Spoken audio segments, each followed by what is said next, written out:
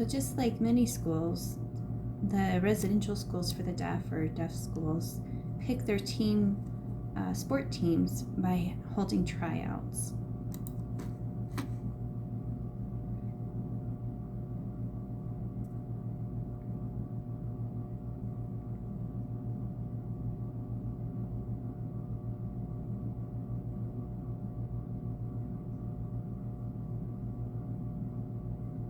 And during the tryouts, of course, they begin with a large group, but through different exercises and practices, they're able to sort out those who would be suitable for the team and those who aren't. Those who aren't are dismissed.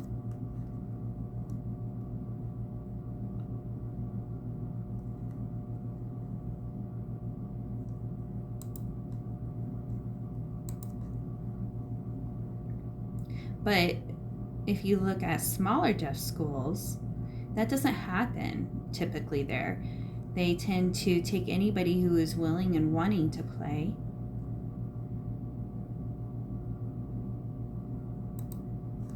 The sport, and they allow them to join the team. That process, though, that's often used by larger schools is really called a cut policy.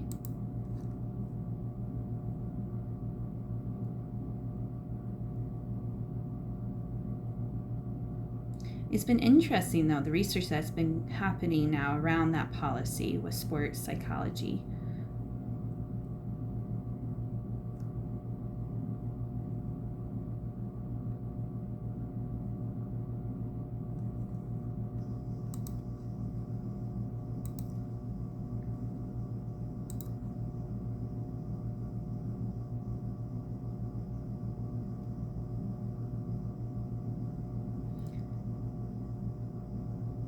And they've actually discovered that this type of policy, cutting people out based on abilities, is actually harmful.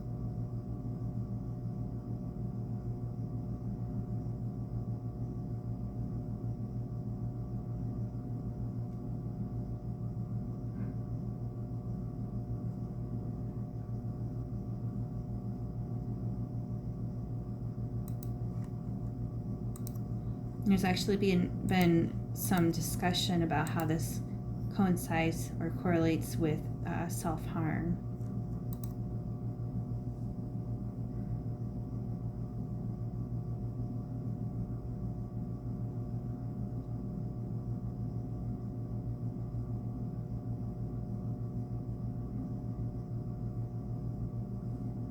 Really, the view of this cut policy has been changing, viewing it as no longer the appropriate way to create a team for a sport team.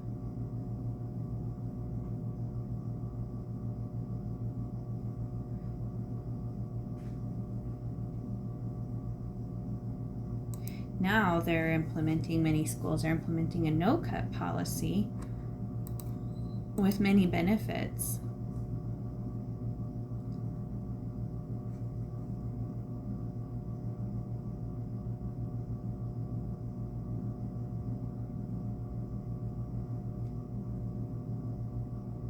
So that means that any student who is excited and wanting to join, enthusiastic about a sport, can join. There's nobody that would be disqualified from joining the team.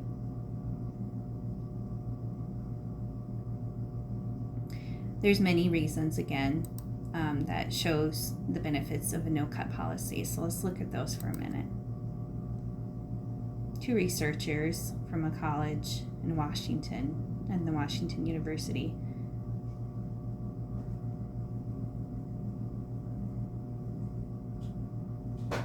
They are both in the field of sports psychology and development.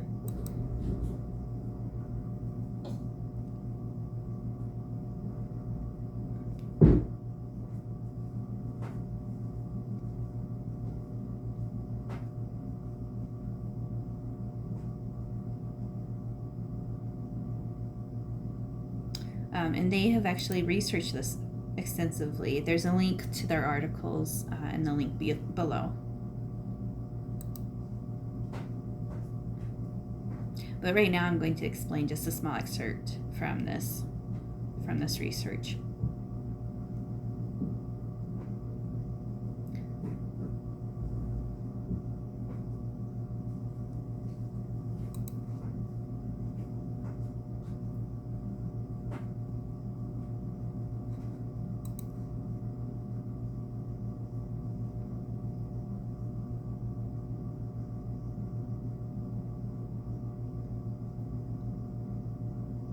Many people have the wrong idea that if there's a no-cut policy that everyone and anyone will join the team, and that it will in fact be a detriment to the success of the team.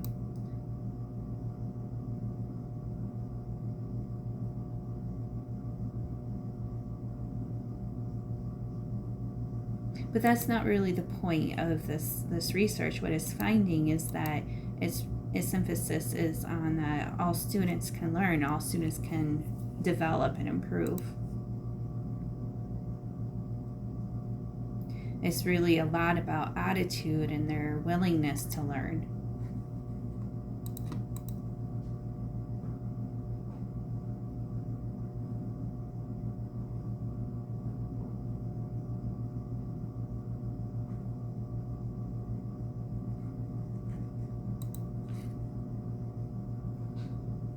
So you'll still have teams that are categorized or leveled by varsity 1 and 2, or whatever the case is, based on natural ability or skills.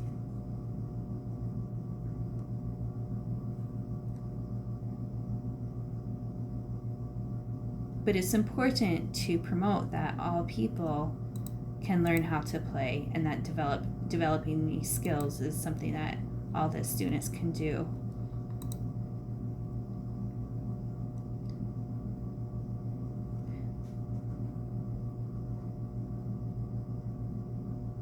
We want equal opportunity in the sport, in sports, and so it's important to continue to offer these opportunities, even if that means you have to also involve an interpreter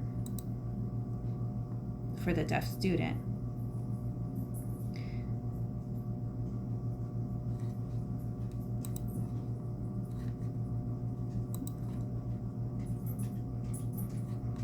Oh boy.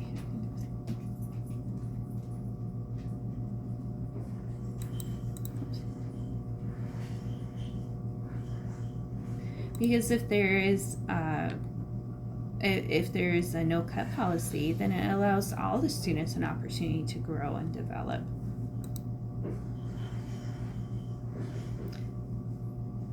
And even if it is that a deaf student wants to join a hearing team, a majority hearing team, it's important to get that support or services that they need, such as interpreting services, in order for that to happen.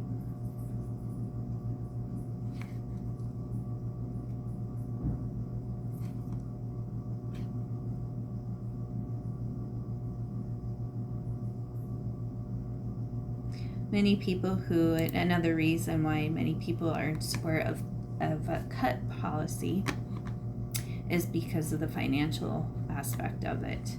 So they say if there's a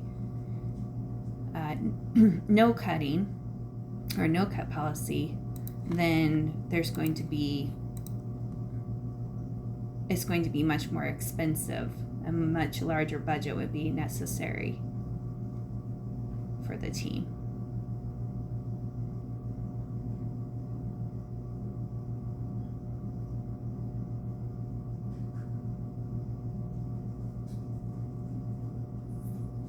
But it's interesting, research actually shows that it does not actually cost more money in order to care for more players.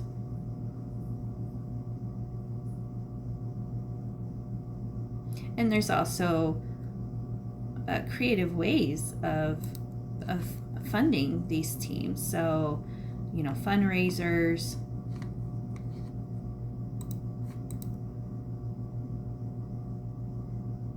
asking for donations. Parents and their support can assist with also fundraising. And also, many of the deaf schools, they actually receive some public funds from the taxpayers. And so all the children should have the opportunity. They actually have a right in order to have access, equal access to sports in that program.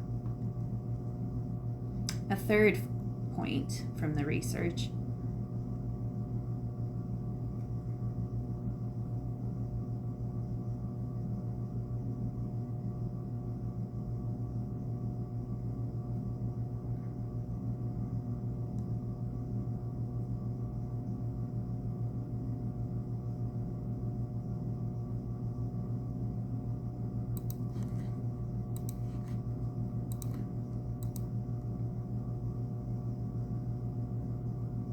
many schools tend to blame parents,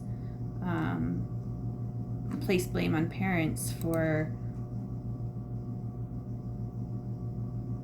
maybe the students' lack of confidence.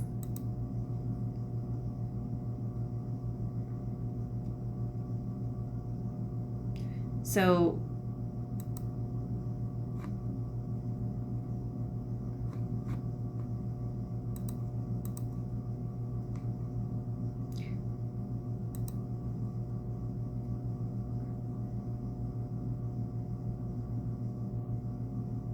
and parents have a right to speak up if they believe that their school's policy is not fair.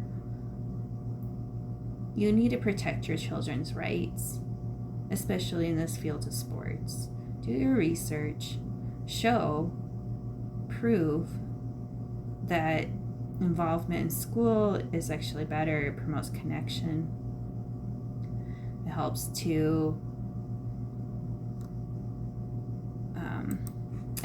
to prevent actual problems from happening because there's more of a connection with students in their community, in the school community.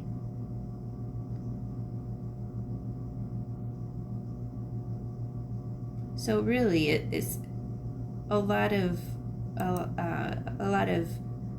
powers within the parents' control in order to speak up if you want your child to be involved in this, in a team.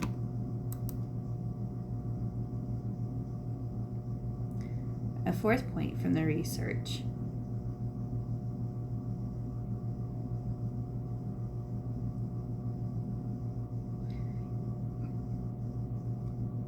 is that it helps to really build a student's self-esteem. It gives them opportunities to learn life lessons.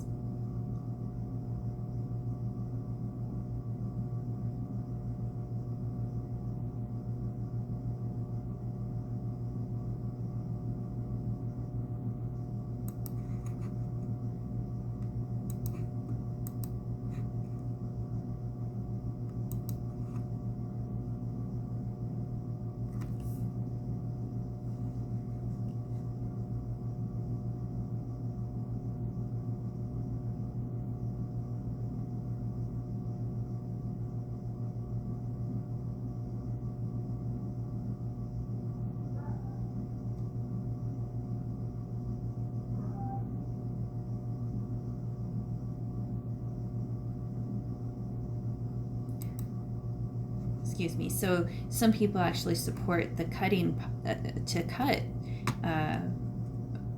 students, and they say that actually will teach them important life lessons. And but if that was true, then those students who actually make the team, how do they learn life lessons if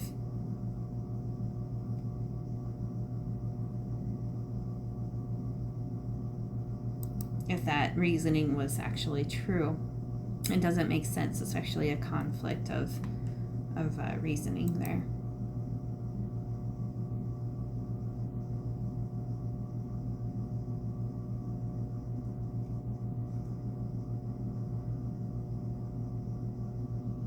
If you were to ask the students that have been cut, do they feel like that was a good experience, something that they have learned from, or that that was a good life experience for them, and typically they would answer no.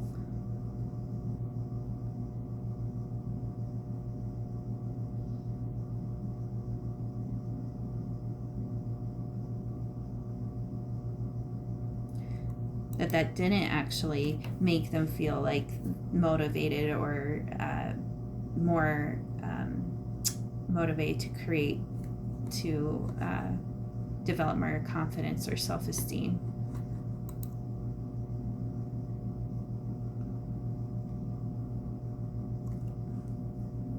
And many times after one time being cut, they do not go and try out again. That is the typical pattern, is that they don't want to feel that embarrassment again.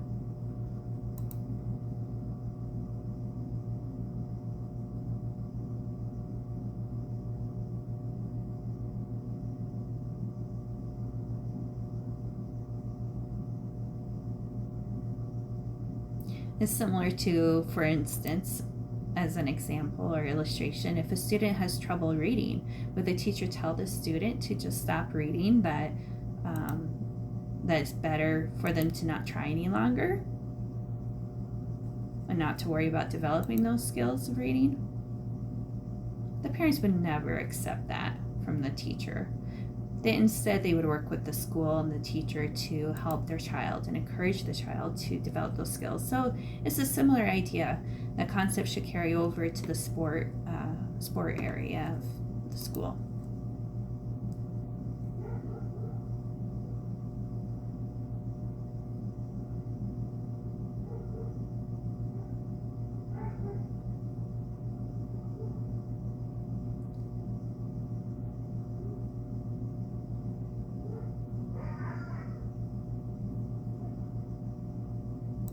And if you look at it also just from the fact that schools are not allowed to discriminate, they're not allowed to discriminate based on gender or age or religion, but yet they're within the cut policy, they are allowed to discriminate against the ability, and that shouldn't be allowed.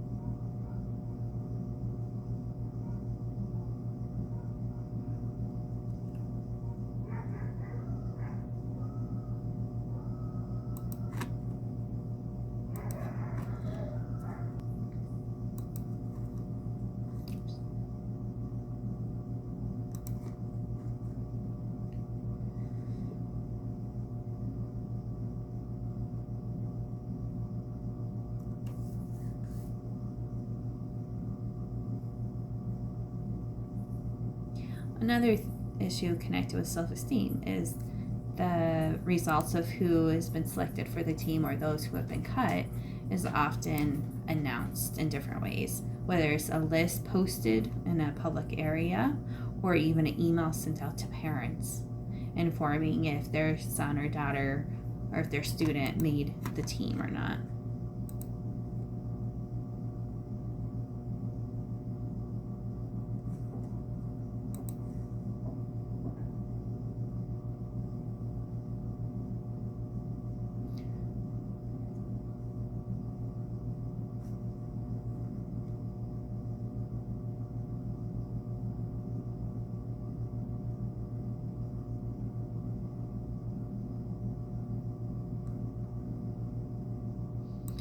It's not typical for a coach to sit down with each of the students that has been cut in order to have a discussion with them and to discuss why they didn't make the team. That would be uncomfortable for the coach. They typically don't want to be involved in that part of it.